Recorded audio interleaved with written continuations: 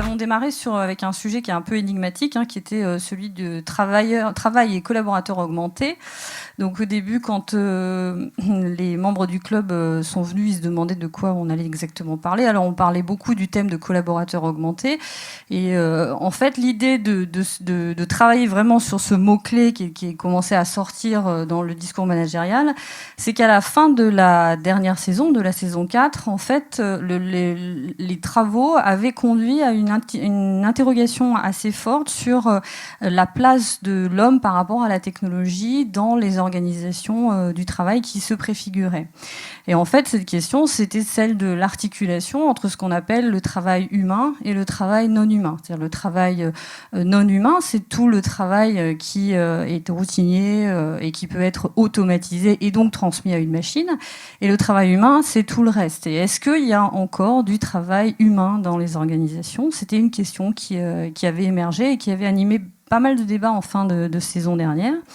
Donc on s'est dit qu'on allait reprendre ce fil-là et qu'on allait travailler sur cette question de finalement ces nouveaux environnements économiques et digital qui se dessinent. Est-ce qu'ils conduisent véritablement à augmenter le collaborateur, à augmenter le travail ? Et qu'est-ce que ça veut dire que cette augmentation qu'on attend aujourd'hui ?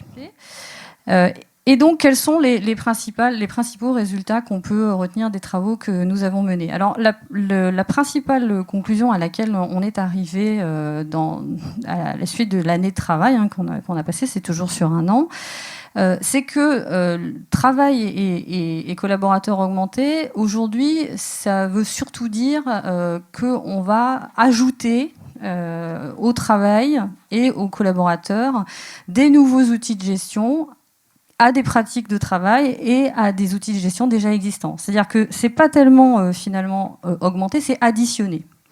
Ce que l'on voit aujourd'hui dans les entreprises, c'est un décalage qui est assez fort entre un discours qui est tenu sur l'idée qu'il faut transformer radicalement les organisations du travail pour faire face aux nouvelles attentes de l'environnement digital qui se développe, et en même temps des méthodes qui consistent essentiellement à ajouter des nouveaux outils de gestion à des pratiques qui existent déjà. Et cette situation est très symptomatique d'une période de transition. C'est-à-dire, vraiment, c'est ce que l'on voit dans toutes les périodes de transition. On parle de révolution, de transformation profonde, et en réalité, en fait, on ne transforme pas profondément. On ajoute des choses en se disant que cet ajout va conduire à la transformation. Alors, ça se voit très clairement à la fois dans les populations dites de col blanc et dans les populations dites de col bleu. C'est-à-dire on a eu l'occasion justement de discuter sur ces deux types de pratiques de travail, donc des pratiques de travail, disons, plus centrées sur l'intellect et l'intellectuel, et des pratiques de travail plus centrées sur le geste. Et on voit dans les deux cas des dispositifs de gestion qui sont ajoutés à des dispositifs existants.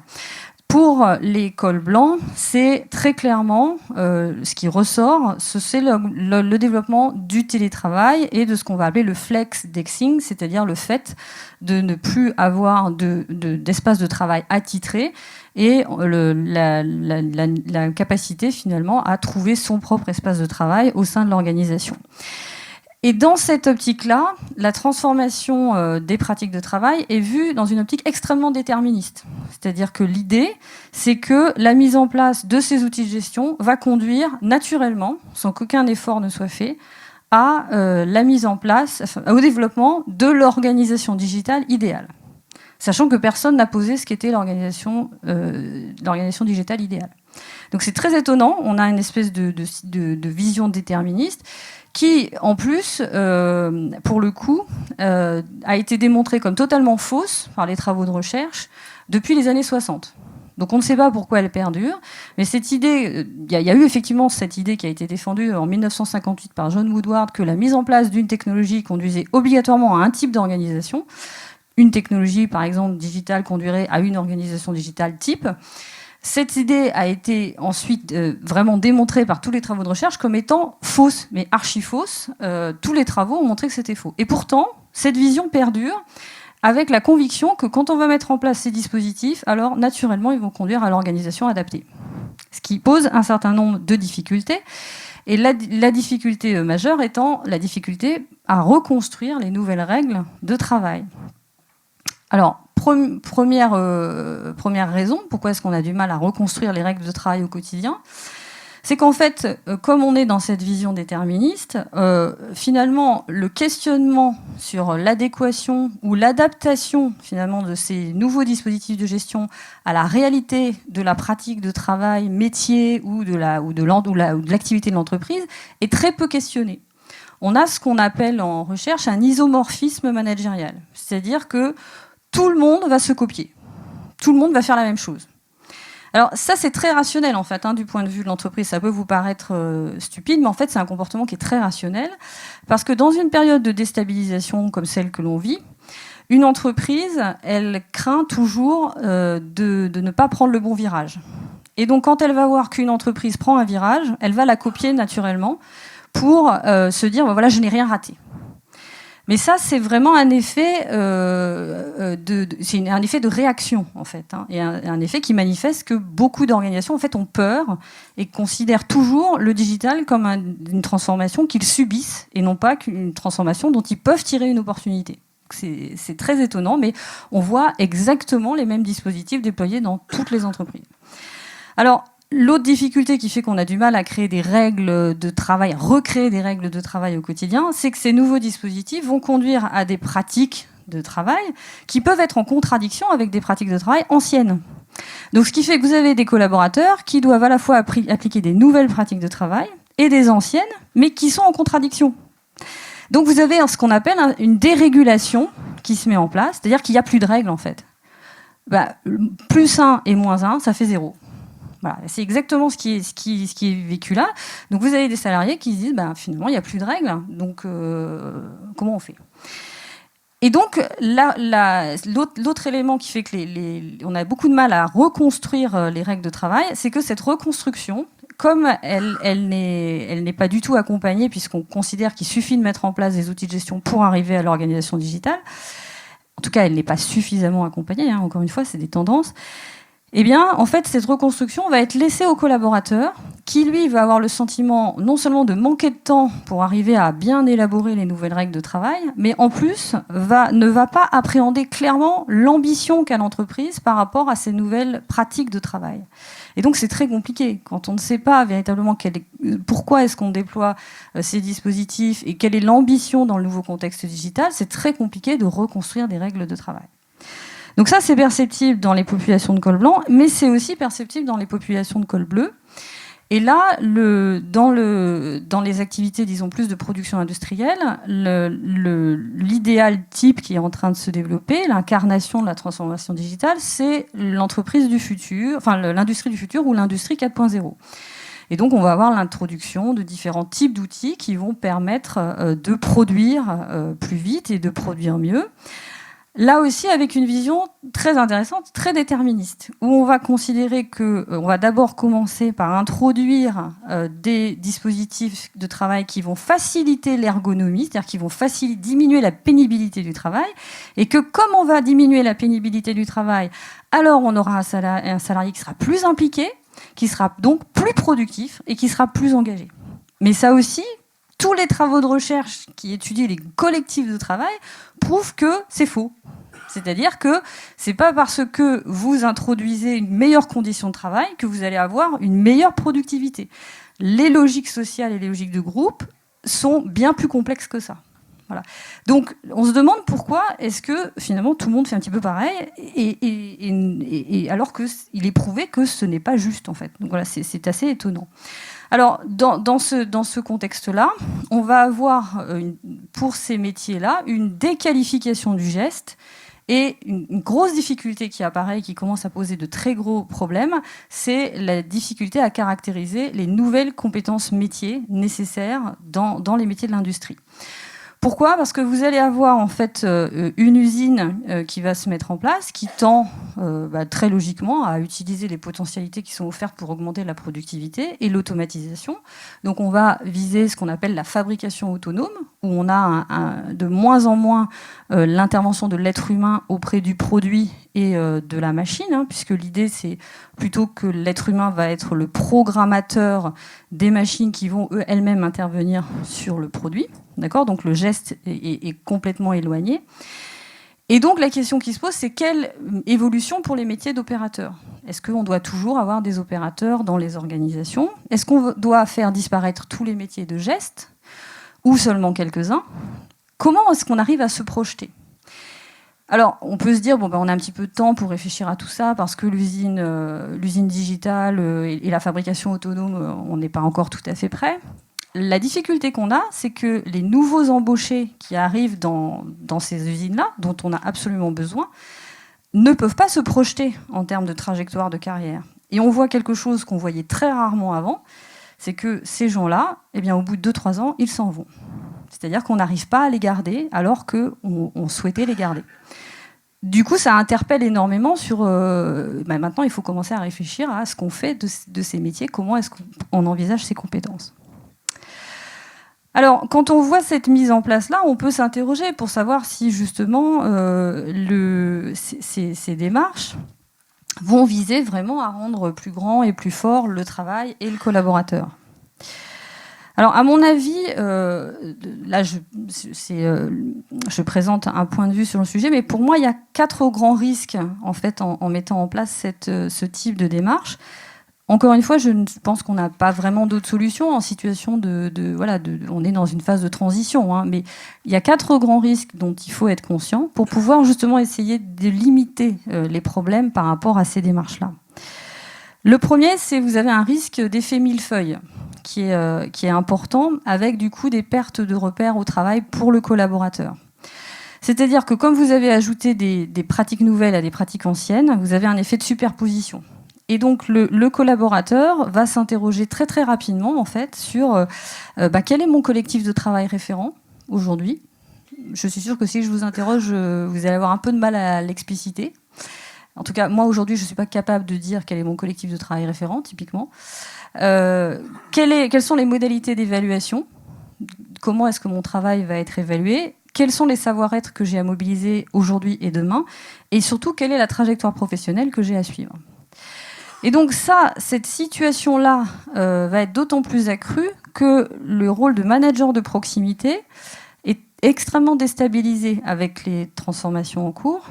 Dans les espaces pour les cols blancs, en fait, il est considéré comme l'équivalent d'un collaborateur lambda. Il est mis dans les mêmes espaces de travail, il a les mêmes outils, etc. Et dans l'usine digitale, le manager de proximité qui avant est justement expliqué et positionné les opérateurs dans les différentes phases du process n'a plus d'intérêt, puisque désormais le process est automatisé. Or, c'est justement dans ces périodes de transition-là qu'on a besoin de managers de proximité qui ont une vraie autorité et une vraie légitimité, puisque c'est eux qui vont être le rouage pour expliquer les nouvelles règles. Et là, on n'a plus ce rouage intermédiaire pour expliquer ces nouvelles règles de travail. Donc ça pose une vraie difficulté, ça conduit à une perte de repères. L'autre risque, c'est évidemment le développement, quand vous n'avez plus de règles claires, vous avez un risque d'individualisme et d'opportunisme accru de la part du collaborateur. Quand vous avez une dérégulation du travail, le collaborateur a du mal à se dire je vais me projeter dans cet horizon-là. Donc, il va plutôt se dire je prends le maximum de ce que me donne l'organisation, mais je donne finalement assez peu.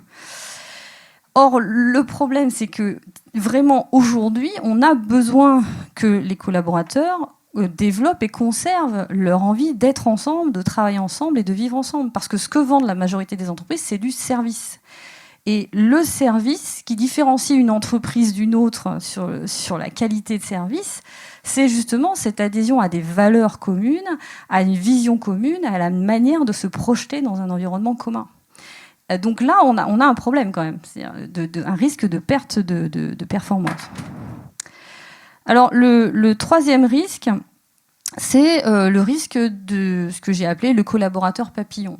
c'est-à-dire le risque de d'éclatement de l'attention. Dans un environnement qui est dérégulé, assez naturellement, le collaborateur va être constamment en veille pour essayer de comprendre justement quelles sont les nouvelles règles qui se construisent et pour savoir comment lui-même va jouer son propre jeu. C'est logique.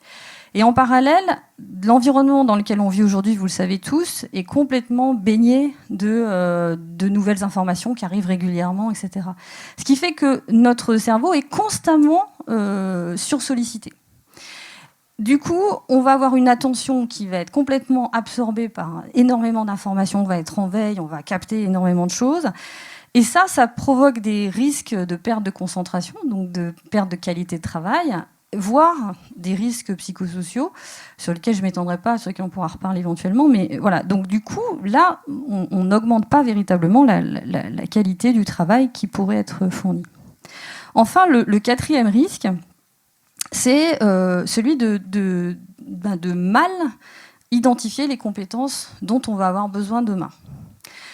Ce qui est en train de se développer dans beaucoup d'organisations, c'est l'idée qu'il faut arriver à identifier les high performers des low performers. C'est-à-dire en fait les talents qu'on va vouloir chouchouter, garder, privilégier, parce que c'est eux qui ont le savoir de demain, et finalement les autres, ceux dont on ne voudra pas. Donc ça, c'est une idée qui est logique, hein, puisque en situation de transition, il faut bien qu'on arrive à essayer de se projeter et à voir comment on va gérer les collaborateurs. La question, c'est est-ce que vraiment le high performer de 2019 va être celui de 2024 ? Très honnêtement, c'est très difficile à évaluer dans des périodes de transition. Or, on a vu que dans beaucoup, il y a eu des organisations qui ont fait ce choix-là, justement, de très fortement segmenter et de faire des choix en disant, ben voilà, on va mettre l'accent sur tel type de population et les autres, on va les laisser doucement péricliter. Hein. Ça a été le cas de l'industrie de l'armement, notamment il y a 20 ans. Et aujourd'hui, typiquement, l'industrie de l'armement est en train de revenir en arrière parce qu'ils se rendent compte qu'ils ont des trous énormes de savoir et que, ils se sont trompés. C'est-à-dire qu'il ne fallait pas faire cette segmentation. Comment arriver à faire une bonne projection sur les compétences dont on va avoir demain ? C'est un sujet qui est très compliqué. Alors, quelle voie on peut proposer pour réussir dans cette phase de transition ? Moi, j'ai pas la réponse, bien sûr, complète à ces sujets. Par contre, il y a quelques pistes en fait sur lesquelles on peut essayer de travailler. La première chose, c'est d'essayer justement de sortir de cette réaction immédiate et de cette peur par rapport à la transformation digitale, en essayant d'ancrer vraiment le digital dans les pratiques de travail et dans l'activité réelle de l'entreprise. Sur chaque métier de l'entreprise, les collaborateurs savent là où on peut proposer des améliorations. Et donc, plus on travaille avec les collaborateurs, plus on peut arriver à leur proposer, avec les nouveaux dispositifs qui existent, des solutions sur mesure. Et c'est vrai que les organisations où les collaborateurs se sentent plus grandis, plus enrichis, sont des organisations qui ont installé les nouveaux dispositifs de cette manière-là, avec une très forte écoute, avec vraiment une adaptation complète des dispositifs à l'organisation. Alors évidemment, c'est pas une révolution, mais c'est une stratégie des petits pas.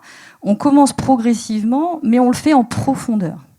Alors je vous ai mis une image là sur le dentiste des années 1920. Oui, ça fait peur. Voilà, c'est ça. N'empêche que quand j'ai vu cette image, je me suis dit tout de suite que ça me permettait de mieux comprendre ce dont aurait besoin ce pauvre dentiste là, parce que vous voyez ce dentiste, il essaye d'arracher une dent.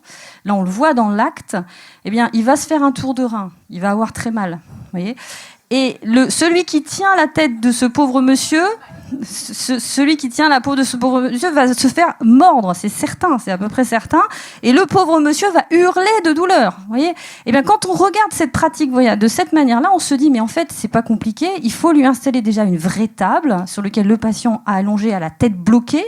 Ensuite, il faut évidemment qu'il puisse le sangler, l'attacher. Enfin, je sais pas. En fait, mais en tout cas, on voit très bien là quand on regarde ce geste. Moi, j'ai trouvé cette image hier. Je me suis dit, mais quand je vois ce geste, je comprends comment les technologies peuvent lui apporter quelque chose. C'est une boutade, mais en même temps, je suis convaincue que c'est en allant voir comment les gens travaillent au plus près Et ça, je pense que Delphine, tu reviendras aussi sur le sujet, mais c'est en allant voir comment les gens travaillent au plus près qu'on peut leur proposer les meilleurs dispositifs et qu'on peut vraiment augmenter la qualité de leur travail et augmenter le travail en lui-même, le rendre plus intéressant. Et franchement, arracher une dent dans ces conditions-là, ça valorise pas le métier de dentiste, vous voyez. Donc j'espère qu'il n'y a pas de dentiste dans la salle, parce que voilà. Alors, l'autre voie qui semble intéressante, c'est d'ancrer le digital dans une vision et une ambition claire pour une organisation. Ça peut vous paraître évident, hein, ce que je vous dis là, mais en fait, c'est très difficile en contexte de transition d'expliquer où on veut aller, et puis on a peur de se tromper, on a peur de... Voilà, bon. Eh bien, tant pis, on va se tromper, c'est pas grave, on réajustera. En tout cas, il faut arriver au minimum à clarifier et à expliciter le socle de valeurs communes à un métier ou une entreprise. Je sais que chez Orange, par exemple, vous avez beaucoup travaillé sur ces sujets-là, et c'est vrai que c'est essentiel. C'est-à-dire arriver à expliciter les valeurs d'une organisation, c'est vraiment... ça soude le collectif et on se sent rassuré. Et formuler le projet commun entre l'entreprise, c'est entreprendre, c'est être ensemble. On n'est pas dans une entreprise juste pour gagner son pain. On est dans une entreprise parce qu'on est ensemble, on veut faire quelque chose de commun. Donc c'est vraiment important à la fois de se souvenir de qui on est, de ne pas subir ce qui arrive, rien n'est inévitable, hein, et de choisir le projet qu'on veut entreprendre. Enfin, dernier point, on ne va pas pouvoir passer à côté d'une réflexion effectivement poussée sur l'évolution des métiers, parce que les métiers évoluent, ils évoluent tout le temps. Alors aujourd'hui, ils évoluent un peu plus rapidement qu'avant. Mais par contre, pour mener cette réflexion, je pense qu'il y a 2 points sur lesquels il faut qu'on arrive enfin, je veux dire, 2 mythes dont il faut qu'on sorte. Le premier, c'est le mythe historique de la révolution industrielle. On vous explique qu'aujourd'hui, on vit une révolution digitale comme on a vécu une révolution industrielle. Alors, les historiens l'ont montré, il n'y a jamais eu de révolution industrielle. C'est-à-dire qu'il n'y a, malgré tout ce qu'on a appris à l'école, etc., les historiens récents ont mené des travaux approfondis sur le sujet. Les techniques ne sont pas arrivées du jour au lendemain dans les pratiques de travail. Ça a été une évolution extrêmement progressive entre 1750 et 1880. Et il y a eu certains métiers qui, effectivement, ont disparu plus rapidement que d'autres ou ont évolué plus rapidement que d'autres, mais il y en a d'autres qui ont évolué avec beaucoup plus de lenteur. La technique ne s'introduit pas rapidement dans les organisations, c'est faux. Elle peut s'introduire très vite dans l'usage individuel, mais pas dans l'usage collectif. Donc, il faut comprendre qu'aujourd'hui, on ne vit pas une révolution digitale. Il y a beaucoup de choses qui arrivent, mais dans l'organisation, il faudra beaucoup de temps pour que ça rentre, et c'est normal. Voilà. Et l'autre paradigme dont il faut qu'on arrive à sortir pour arriver à vraiment à travailler sur l'évolution des métiers, c'est de se dire que le travail des hommes doit être organisé sur le même modèle que le travail des machines. C'est-à-dire se dire que finalement, on gère des ressources humaines. Ben non, on gère du travail humain ou du travail non humain. Et on ne gère pas des ressources. C'est-à-dire que on n'est pas... Aujourd'hui, on est dans un paradigme dominant, mais qui existe depuis très très longtemps, hein, qui dit qu'on peut considérer l'homme comme une marchandise. Hein. C'est ça l'idée. Mais non, l'homme au travail n'est pas une marchandise. On ne peut pas le considérer de cette manière-là. Donc, il faut vraiment, du coup, sortir de cette idée-là et arriver à réfléchir à vraiment qu'est-ce que la compétence. Vous avez aujourd'hui un certain nombre de salariés qui vous disent qu'ils ont extrêmement peur de l'arrivée des technologies, parce qu'ils disent, par exemple, un responsable de formation qui va vous dire si on met en place un LMS, mon métier va disparaître. Et non, c'est pas ça ton métier. Ton métier, c'est pas d'inscrire les gens à une formation. Ton métier, c'est de formuler des objectifs de développement de compétences, c'est de développer les modalités pédagogiques qui permettent d'y arriver, et ensuite de valider ces compétences et de les évaluer. C'est pas ton métier, c'est pas de cliquer sur des boutons, de produire des supports. C'est pas ça. Mais on est tellement rentré dans une démarche où il y a beaucoup de technologies, beaucoup de process, qu'on a oublié la nature même de nos compétences et de ce qui nous différencie des machines. Donc revenir sur ces éléments-là, c'est probablement des éléments qui nous permettront de mieux réfléchir sur l'évolution des métiers. Voilà, je vais m'arrêter là, j'ai peut-être été un peu trop longue, mais je pense que ça synthétise. Là, j'ai synthétisé les réflexions qu'on avait eues ensemble, avec mon point de vue bien sûr, mais je pense que les présentations d'ensuite vont nous permettre de débattre en fait sur ces sujets et d'approfondir ces différents éléments. Merci beaucoup à tous.